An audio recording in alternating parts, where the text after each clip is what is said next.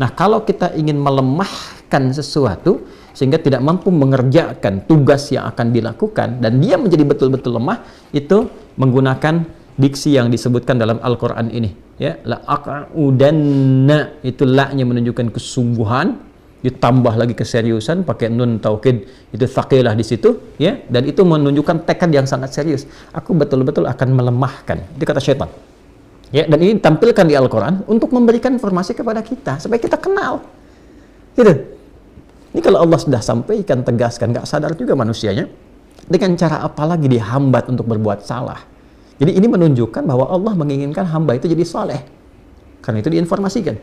Ya, syaitan berkata, diinformasikan di sini, syaitan berkata, aku akan serius, bersungguh-sungguh melemahkan setiap potensi manusia untuk mengikuti petunjuk Allah yang benar. La'aqudanna lahum siratakal mustaqim. Jadi syaitan pun menyadari, mengakui petunjuk Allah ini benar. Semua yang bersumber dari Allah itu pasti baik. Dan itu syaitan sendiri mengakui. Ya, karena itu jangan diikuti.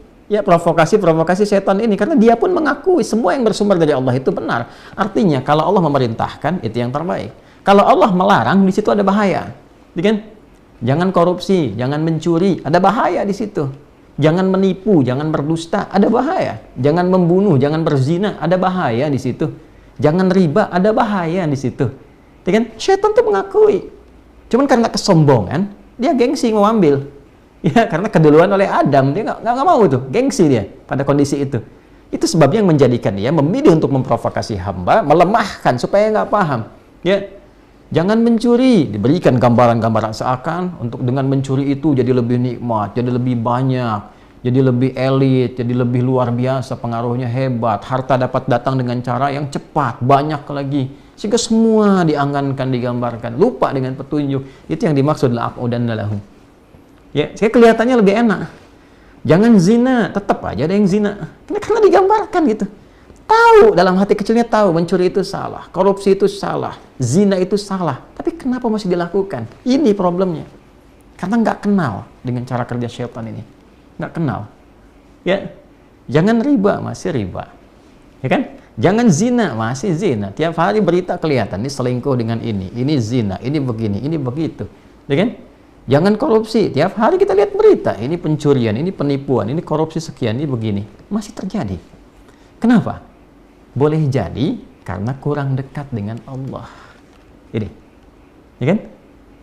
Bahasa gampangnya kurang ibadah, kurang sholat, jarang baca dengan benar ihdinas shiratal mustaqim. Sholatnya nggak khusyuk, kelihatan kayak yang sholat, tapi nggak khusyuk, nggak fokus dalam sholatnya. Sholat pun karena ada motivasi tertentu saja.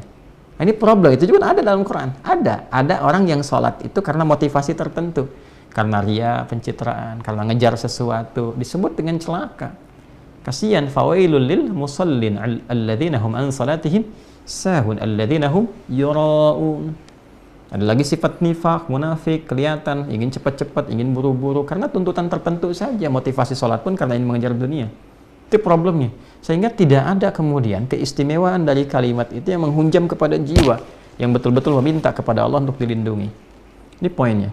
Dan dahsyatnya apa? Di ayat ke-17 ya teman-teman, "Tsumma la'atiyannahum min baini aydihim." Ya kan?